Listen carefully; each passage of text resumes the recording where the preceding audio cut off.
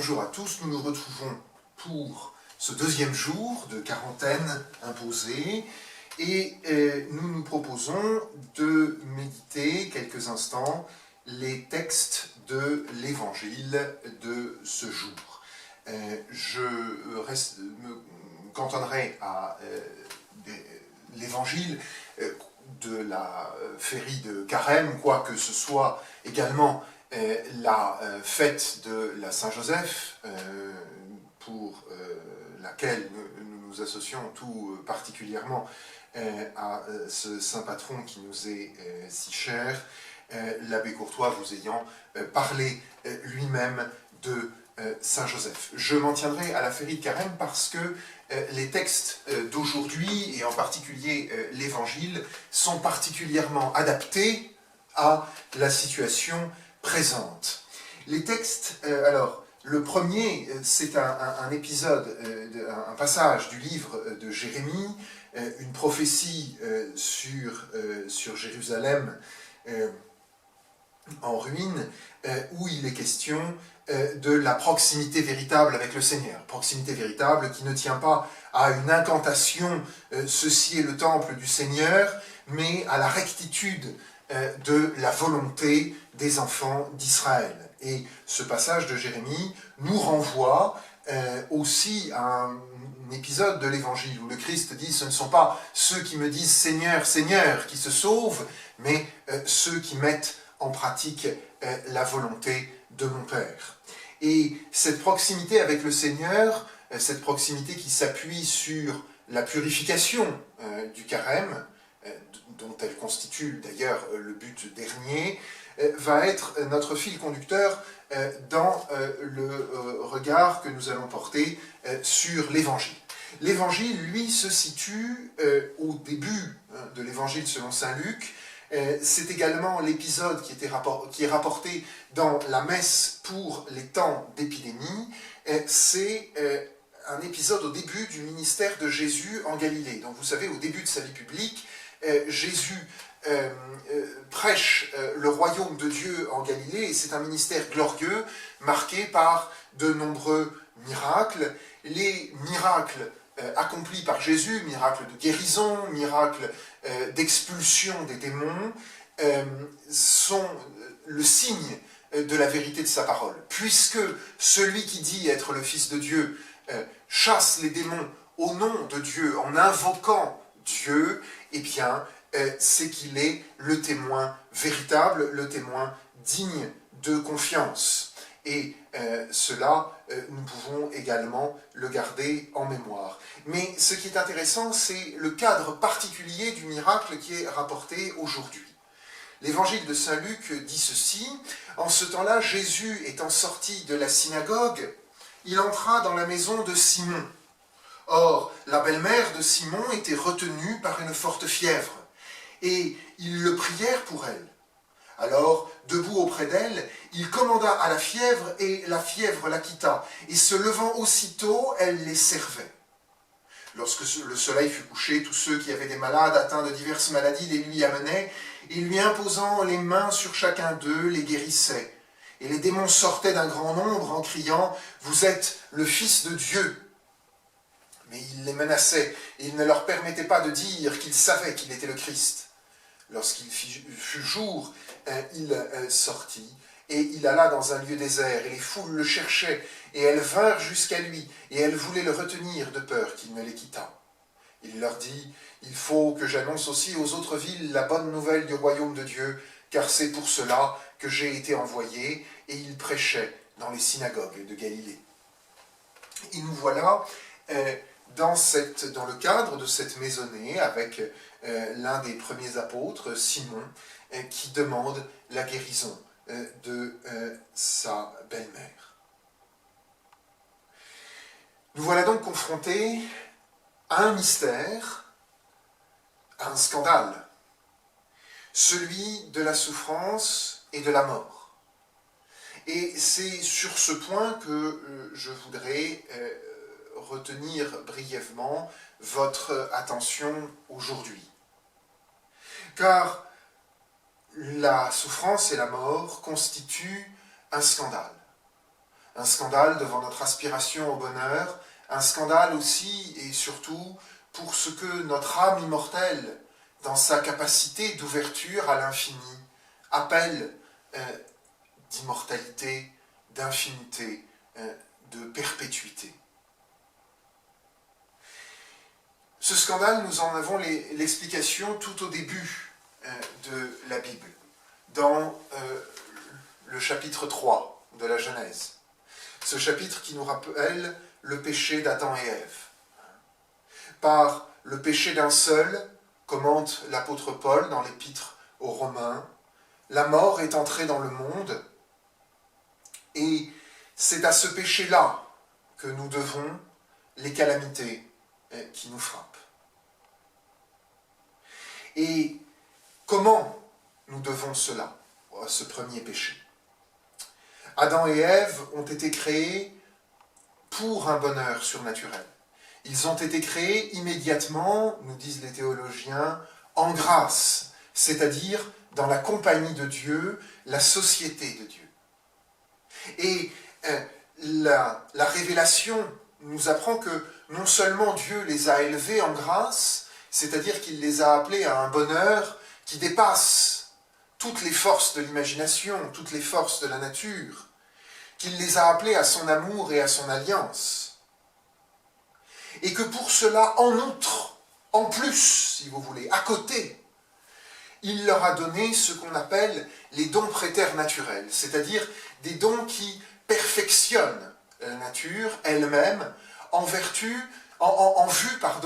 de la rendre plus apte, plus disposée à recevoir ces dons surnaturels.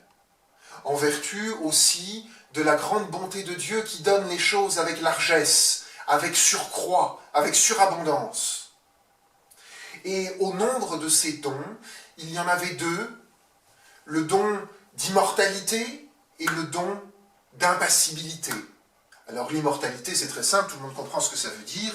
Le don d'impassibilité, c'est un peu plus technique, mais on peut résumer ça en disant que Adam et Ève, en vertu de ces dons qu'ils devaient transmettre à leurs enfants, c'est-à-dire à nous, dans le cadre de la famille humaine, étaient dans un tel rapport à la création, hein, à tous les animaux, hein, et même les petites bestioles invisibles qui nous font parfois tellement souffrir, dans un tel rapport à eux donc, qu'ils ne connaissent pas le pâtir de la souffrance, le don d'impassibilité. Et voilà que Adam et Ève se sont révoltés, et que Adam, comme chef de la grande famille humaine, a voulu établir son royaume indépendamment de Dieu, contre le commandement de Dieu. Et que, dans la gourmandise du péché originel, s'est révélée la grande prévarication, le refus de reconnaître la majesté de Dieu. Et depuis le péché originel, il faut reconnaître aussi que cette grande prévarication se démultiplie dans chacun des péchés personnels. Et voilà que Dieu chassait du cœur de l'homme, dont il avait voulu l'amour, amour qui lui a été refusé, a retiré sa grâce, mais qu'il a par conséquent aussi, en vertu de son premier commandement, retiré les dons préternaturels. Et nous avons ici un point très important, c'est que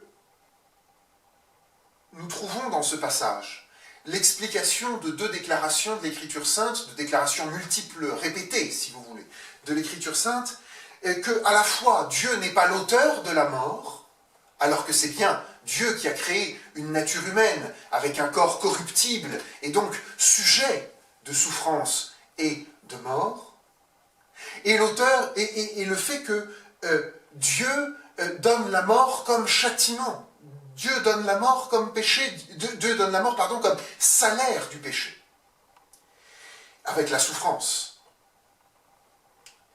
Et nous comprenons ainsi que ce Dieu qui n'a pas fait la mort permette aussi que tous les enfants du premier prévaricateur connaissent la mort. Mais nous voyons aussi, et c'est la chose importante qu'il faut retenir, nous voyons aussi comment ce salaire du péché est donné. Ce salaire du péché, dans la souffrance et la mort, nous est donné en vertu de notre humaine condition. Bien sûr, l'âme humaine est immortelle, mais le corps humain est sujet de la faiblesse. Et le péché originel, la faute d'Adam, se retrouve dans chacun de ses descendants, car nous sommes solidaires d'Adam selon cette nature humaine qu'il nous transmet de génération en génération. Cette nature humaine qui désormais est marquée par le péché. Mais le salaire du péché sera donc reçu en vertu des caractéristiques de cette nature qui est de subsister dans des sujets humains, dans des personnes distinctes. Et donc chacun avec ses forces et ses faiblesses, non seulement parce que nous avons des âmes différentes, des âmes individuelles différentes, mais aussi parce que ces âmes individuelles vivent dans des corps qui sont différents. Et certains, comme votre serviteur, sont affublés de lunettes en vertu de la faiblesse de leurs yeux, à cause de la faiblesse de leurs yeux, que d'autres ne connaissent pas. Et ainsi, la souffrance et la mort sont distribuées selon la condition de la nature, livrée à ses propres forces, en quelque sorte. Et donc, de façon diversifiée dans chacun des membres. Aussi, et c'est là qu'il faut bien prêter, c'est à ce point qu'il faut bien prêter attention, le salaire du péché est universel, mais il est reçu selon les conditions de la nature humaine, qui subsiste dans un sujet humain absolument unique et incommensurable, pourrait-on dire, à tous les autres. Et donc, il y a dans la souffrance qui est dans le monde raison de salaire du péché, raison de peine pour le péché. Mais il ne faudrait pas se torturer l'esprit inutilement, et là pour le coup de façon tout à fait injuste, en cherchant une équation exacte entre telle vie humaine, telle personne humaine et la peine qu'elle subit. Il n'y a pas d'équation entre la vie humaine et la peine reçue pour le péché. Et nous le voyons, et c'est comme la mort et la souffrance, l'expérience quotidienne, de franches crapules vivre dans la quiétude de la santé, à défaut du bonheur, et des hommes de bien souffrir atrocement. Parce qu'il y a, dans cette révolte du chef de l'humanité, quelque chose de collectif. Alors comment le comprendre? On pourrait donner une première approximation. Quand le chef de l'État fait une erreur, toute la nation en pâtit.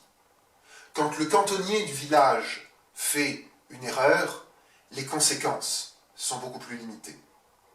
Pauvre cendre de conséquences, disait un homme à l'âme poétique, c'est également la leçon du péché d'Adam et Ève. Et c'est ainsi que l'apôtre Paul commande: la création a été assujettie à la vanité, non de son gré, mais par la volonté de celui qui l'y a soumise, avec l'espérance toutefois qu'elle aussi sera affranchie de la servitude de la corruption, pour avoir part à la liberté glorieuse des enfants de Dieu. Car nous savons que jusqu'à ce jour, la créature gémit et souffre dans les douleurs de l'enfantement. Et ainsi, la créature, avant la rédemption, est assujettie au pouvoir du démon, non pas un pouvoir absolu qui supprimerait la volonté libre des créatures, mais un pouvoir, disons, consécutif à la peine que le démon qui a obtenu le péché de nos premiers parents a obtenu aussi que la mort soit le salaire du péché. Et nous le savons, comme le dit ce même apôtre Paul, la mort sera le dernier ennemi vaincu. Et voilà cette vérité profonde sur la transmission de la souffrance et de la mort comme salaire du péché. Salaire du péché personnel, de quelqu'un de qui nous sommes solidaires par nature, reçu personnellement en chacun d'entre nous en vertu de cette nature. Et quoique le péché originel soit universel, raison pour laquelle, par parenthèse, il n'est pas possible de surseoir au baptême des petits-enfants, fermons la parenthèse,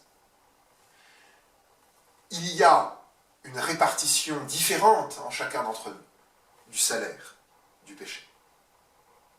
Mais voilà que l'évangile d'aujourd'hui nous révèle une autre solidarité.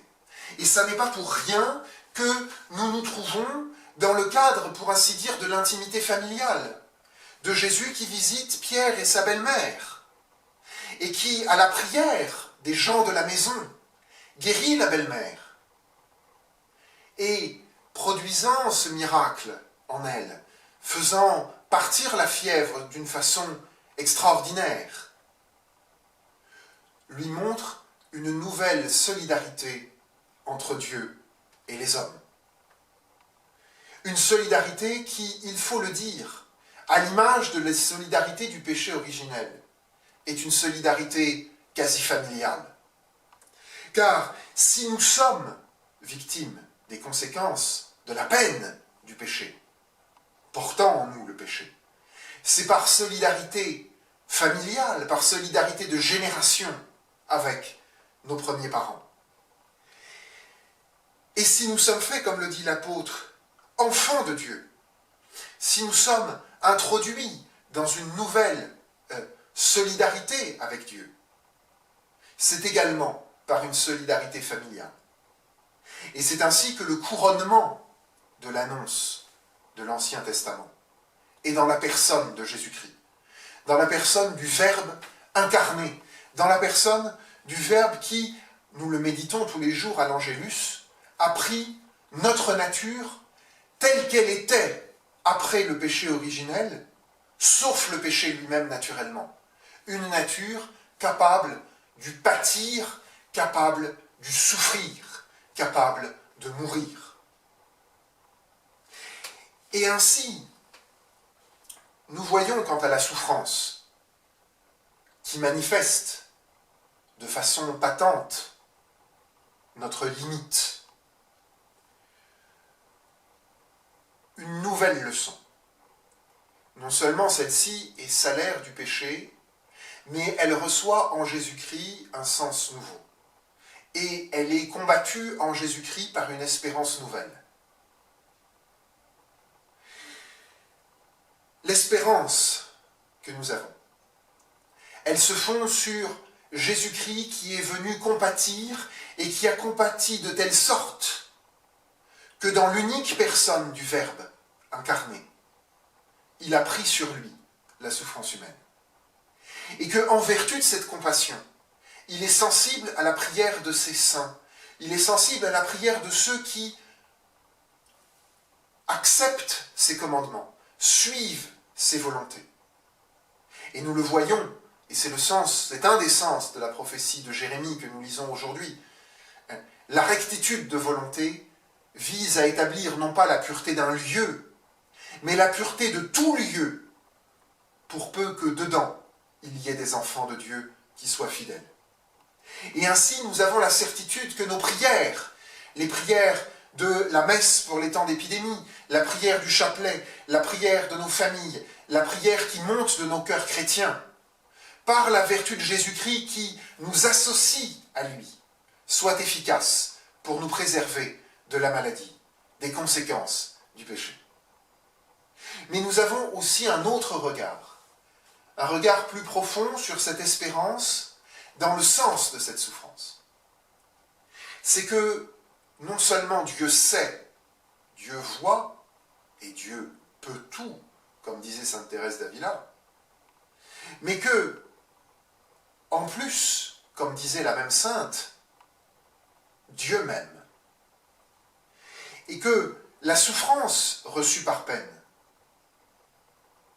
n'a plus le caractère désespérant du coup qui s'acharne sur le coupable, mais que cette souffrance reçoit un caractère rédempteur. La grande apostasie nationale, la grande impiété nationale, nous tient éloignés, malheureusement, de l'humanité de Jésus-Christ répandue et communiquée dans ses sacrements.